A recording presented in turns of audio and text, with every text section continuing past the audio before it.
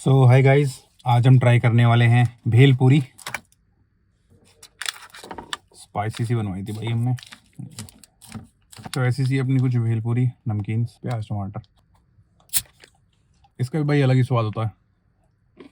भेलपूरी की खासियत होती है, वो कभी बेकार बन ही नहीं सकती।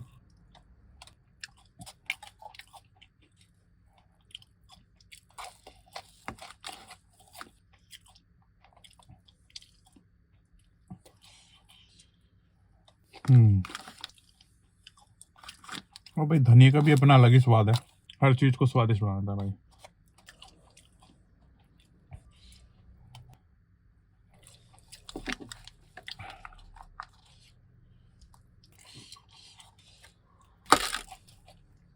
मजा आ गया भाई। लाइट खाना, क्रेविंग भी मिट गई। लाइट का light. Guys follow, like, share, comment सब कर दो। और हम मिलते हैं नई वीडियो में, तब तक के लिए बाय बाय।